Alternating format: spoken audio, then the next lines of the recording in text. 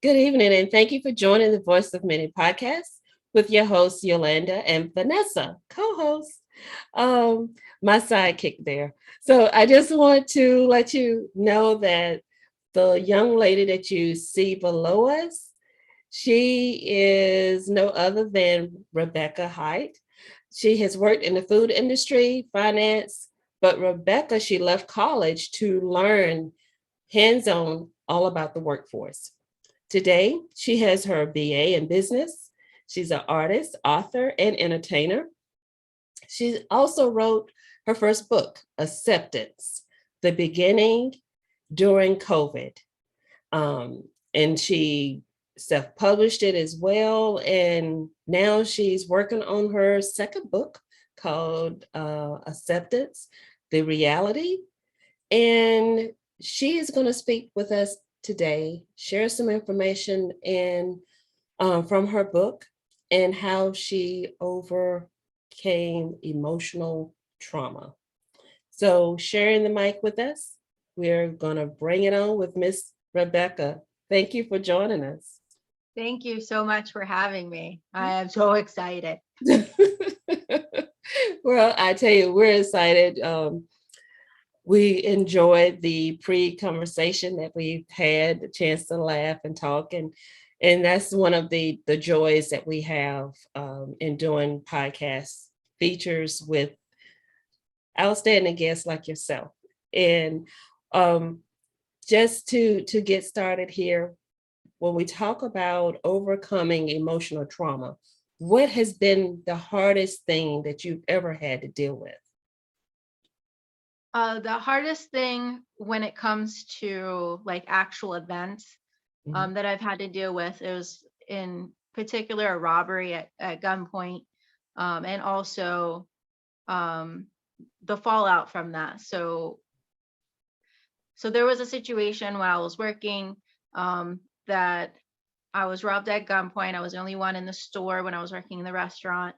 And there was a lot of emotional trauma that came with that and PTSD.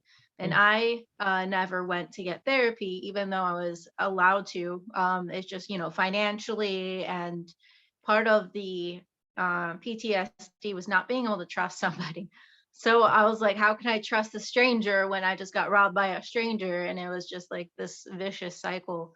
Um, so learning to overcome that and realizing that these people's actions against me wasn't anything about me personally, but also taught me about triggers, identifying what my triggers were, how to handle them properly. um, Mm. and it's a lot of self-reflection. Another thing is during that time, I reached out to, I've hit rock bottom a couple of times. One of those was during quarantine. Of course, I'm sure everyone struggled during that time, and also the robbery. And you turn to people to help you, guide you through it. But sometimes when you put that much trust and vulnerability in someone's hands, they don't always handle it well for whatever their own reasons of fault. And I was, in my opinion, let down a lot. And people would say, like, what's wrong with you? Why are you like this? And I'd be like, dude, I'm just trying to heal. Like, this is my healing journey. Like, Right. and they would be very negative, and they would actually have the opposite effect for me. And they would put me down further. So I've hit bottom several times. But Mm. at the end of the day, I learned that sometimes you can only help yourself.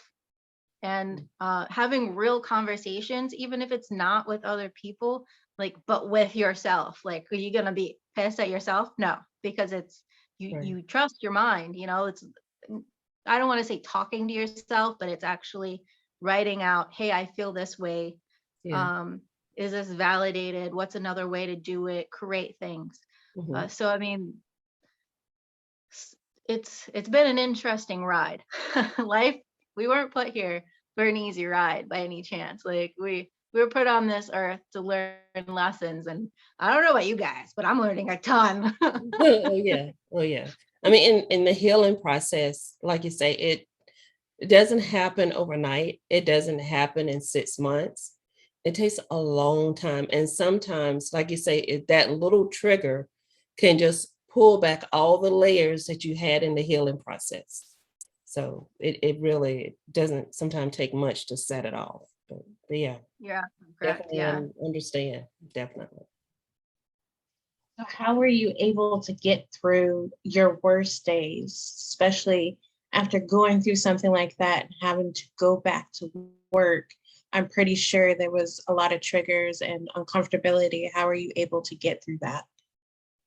When you're absolutely correct. After it happened, I only took 1 or 2 days off. I should have taken more time, but I didn't. I would wake up at 3 a.m. in like a cold sweat.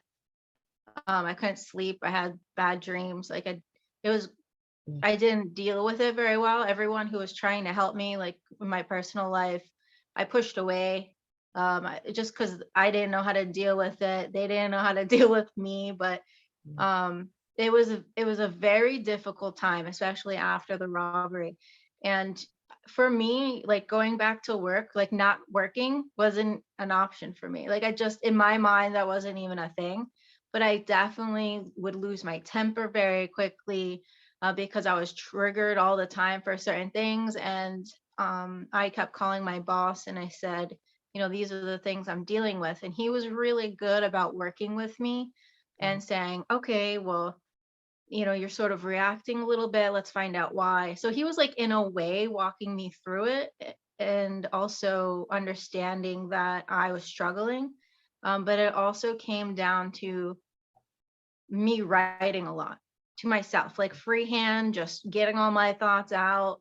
And also recognizing that when I was in, when I would just like launch off in these angry words, those words weren't me. It was like a completely different person. And it took a very long time to realize that these words were hurting people that didn't need it. They sometimes didn't do anything. And it was me. Like I was the issue Mm. in this situation. So it just took a lot of looking at it, a lot of looking at it. Like my career, I didn't want to lose my job because I was struggling. Yeah. Oh, that's a lot. You never think about um, the trauma that people experience during a robbery. You know, not just the restaurants, but your convenience stores, even down to the banks. Um, how that can really set you back. I mean, I couldn't even imagine what you went through, you know. In doing that, tell us how your book has healed you and how it's, making that progress for you. Yeah. So my book, it was a great platform for me to say all of the things I couldn't, or I didn't know how. So part of my self healing and learning how to not sort of just go off on random things is learning a sense of peace, or understanding that other people's actions don't necessarily have to affect me. They're Mm. gonna do what they're gonna do. If they're angry about something, doesn't mean I have to be. It Mm. literally took me forever to figure this out. Just like I wasn't magically like, hey, I figured out life. That's not what Mm. happened. It took me years to get there. So writing the book was a way for me to say, okay, with society's expectations and family expectations, sometimes expectations are triggers Mm. for me and other individuals, like how do you deal with that and still be yourself without losing your personality, Right. and setting those healthy boundaries, right? So that's what I used the book for, is Mm. my main character, she had expectations that she couldn't do certain things, and then society is like, okay, well, you're an adult now, these are the things, and she was learning how to balance everything. And then so when things out of her control happen, just like COVID, just like literally anything that you don't think is right, like it's a justice thing, right? If you're saying, okay, this thing in the world is happening, I don't believe that it should be happening, which we all know, like there's so many different things. How do I not let it drown me? Right. And that's what I did to her. I said, okay, here's a bunch of bad things. How do you not let it drown you? How do you still remain you without the rest of it? And that's my book. Well, I want to ask you too, from your book, what would you say has been the most rewarding experience that you have gotten from it? You know, was it the character? Was it how the character was able to overcome? Can you share that with us as a Yeah, way of motivation? sure. So the biggest thing for me with the book is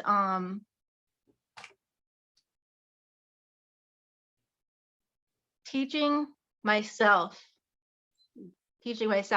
and Mm, anyone who reads it, I'm hoping can realize that even if they are at bottom when they're reading it, or mhm, whatever emotions they're like trying to hide from themselves, that's preventing them to grow, they can grow. Like they to show them that. There's a At the very end, I wrote the whole book through the eyes of my main character, but there's a snippet at the end that is literally from me, like to my readers, but using her. And it's mhm, about grief. Because I lost in March of 2020, I lost 4 of my family members mhm, all at once. And one of them was my stepfather. So I want people to understand that even with COVID and like losing friendships or like losing pieces of yourself, it's okay to grieve. It's okay to experience these emotions that we're trying to hide from each other, because they're trying to hide it from yourself isn't gonna help you. It's gonna make you angry and resentful. So my biggest thing is I want to help as many human beings as possible and still continue the trilogy and help myself along the way. it's well done, beautiful. So, when did you have that moment of I've had enough? This has got to change. Like while even writing the book, to where your emotions are like, you know what? I've had enough. This is exactly how things are supposed to go. I've got to change my mindset. Where did all of that, like, when was your aha moment? Um, when I realized that I was reaching out to other people to help lift me up. Mm, So I'll paint a picture. My stepfather just passed, so my other family members just passed. My support group is suffering as much as I am. So I mm, reach out to other people around me, trying to build friendships that will help, lift me up. But everyone's dealing with their own issues, right? So mm, it's hard to rely on their happiness when they're struggling with their own happiness. right. And so I was getting upset because they were like, I don't know if they were upset because, so I'm normally outgoing and happy. You guys, I talk to you and you're like, yeah. Yeah. So like I'm naturally like that. So them inadvertently for no reason putting me down, and I'm just like, I don't need any of you. Like I don't know what it is specifically, but at some point I was like, all I need is to walk in nature Mm, and like literally enjoy some flowers and like listen to music and paint. Like that's what I started doing, is painting. And just at some point I was just like, why should other people's emotions affect me so much? Like I am not them, like it's hard to pinpoint a specific point, but it just I I don't know. So at one point I was suicidal when this was happening, and just like when that happened, I was like, you know, I'm better than this. Like I am totally like I have so much to give. Let me give it. And that's what I did. So I just started giving everyone love, even when they were giving me hate. I had all but love. We that's- all get to that point where we're like, we let everyone else's emotions get to us and we don't think about ourselves until we're like super sunk down in this hole and you're like, why am I even in this hole to begin with? Like, is it because I've dealt with this person and this person and this person and holding all of their baggage when it's not even my issue or my Exactly. problem? Yeah, like you get drained and tired and you're like, why am I in this hole, this Mhm. funk? And it's not even my issue. Like I'm not even dealing with a Period. whole lot. Yeah, you're carrying other people's weight too, you know. Mhm. And I applaud you, Rebecca, because you have such a nature, a spirit of nature about you. And when I say that, I say it as far as you're you have all four in you. You have that summer, that warmth about you. You have that spring, that light that's in you. You have the winter and the fall, the embracing. And so I applaud you for being able to pull yourself out of that hole. Because like you said, if you hadn't have said, I'm better than this, I'm not going to let it get me down, you would have went down and never been able to get back up without the meds, without, the medical side of it. And that's what I hope those that are listening and watching, that they see that journaling really helps, but it helps to have a support group that understands what you're going through. And I applaud you on that. And can you please share with our listeners and viewers your book, the name of your book and how they can get it so they can learn from you and start the healing process as well. Yeah, absolutely. So I actually have one right here, incidentally, right near me. This is what it looks like right here, this beauty. My pride and joy right there. So it's called Acceptance, the Beginning, and you can find it on Amazon. It is also in a bookstore in Philadelphia. Anyone's welcome to, reach out to my Instagram, Height Bristow Revolution. Message me if you want specific information about the bookstore in Philly, because not everyone's local. But if you search up my name, Rebecca Height, on Amazon, it will be there. It's also on Goodreads. It's digital and paperback as well. I cannot express how excited I am to share this book with everybody. The second book is going to be out at the end of the summer and the beginning of fall. And it is a doozy. Let me tell you, it's like there's a lot of stuff in there, and I'm like, yes, I can't wait to finish it and put it out. That's good. So we'll have you back to talk about the second book as well. But Yeah. I want to say, you have such a great drive and motivation behind you. That self drive, that self determination that you have. Continue to let your light shine. Continue. You're going to be able to help and give advice to a lot of people, because like we told you, we never thought about how people really feel and what they're going through, when even down to carjackings, the things that scare us, because you're being scared, you're being frightened, you're being taken out of your element at that time, and it's all of a sudden, and it's hard to relax, because when you're in your car, you're relaxed, you have, and then when you're at work, that's your place at work, your environment, and to have it, interrupted like that is just, it's really traumatic. So Yeah. Yep. glad you. It's okay. The main point is, it's okay if you feel emotion, sadness, grief. I mean, someone is taking something from you. It's a choice that's being removed.